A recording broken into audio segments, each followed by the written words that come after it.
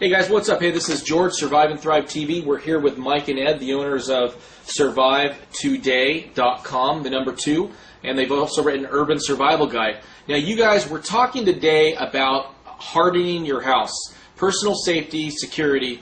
What are the top issues people need to be aware of when they harden their housing situation? Well, George, we want to make sure that, number one, people don't look at our house and say that would be an easy house to rob.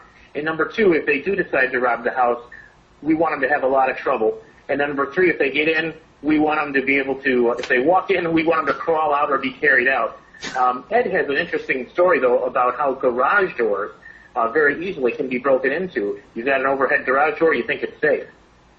Yeah, on these garage doors nowadays, they always have this safety latch that you can pull down, and basically it amounts to a rope with kind of a T-handle at the end of it. And when you pull down on that, if you lose the power in your home, this is designed so that it'll disengage the latch, and then you could just pull up the garage door. But what's happening now, more and more, people are using a coat hanger to reach through. They kind of push the top of the garage door in a little bit, and they get a coat hanger, and then they snag that T-handle, they pull the latch down, and then they pop your door open. Then what they do is they back in the van into your garage when you're not home, close the door back down, then they have an hour easy to load up the van with all your belongings. So I would encourage people to remove that handle. You could leave the rope on there, but remove that T-handle because it's just hurting you.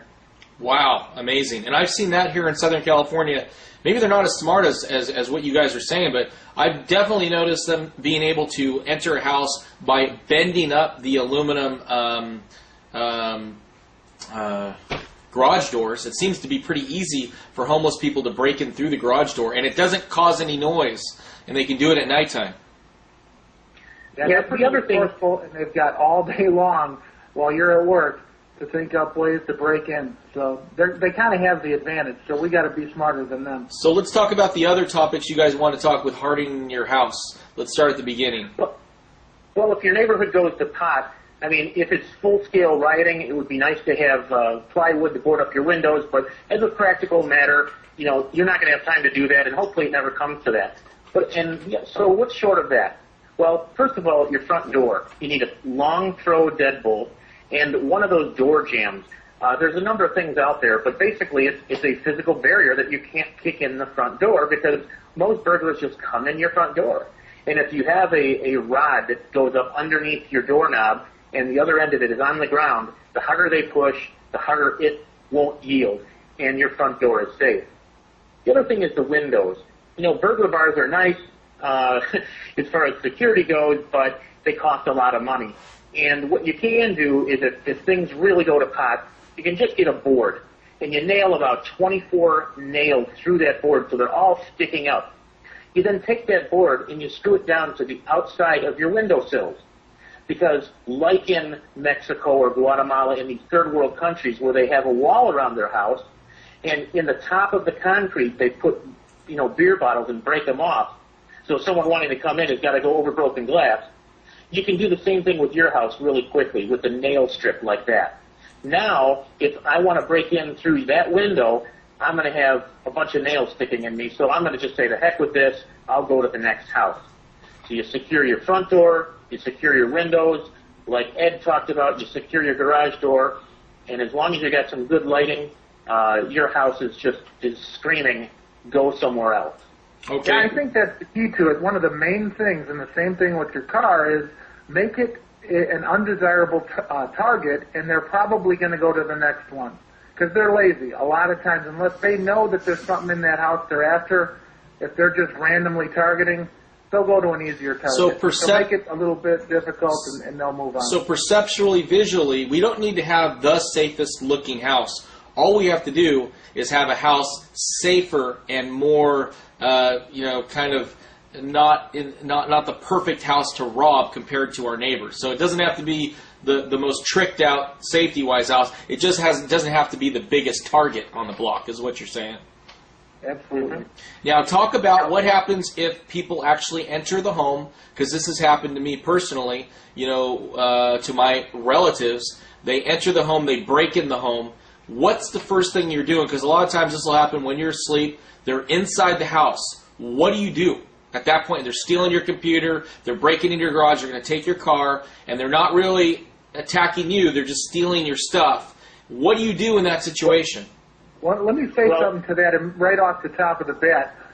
Mike, you'll probably have some ideas about this, but one of the things you want to do is consult a lawyer beforehand, because every state's different, and pretty much the rule of thumb is if you feel that your life is threatened, you can normally use deadly force.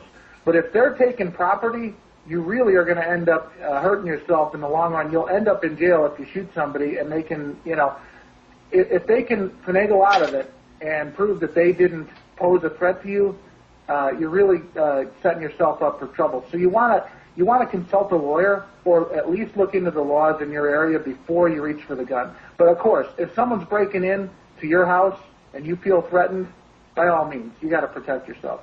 So we call the police first if we can, or do we go and grab the gun and confront the guy?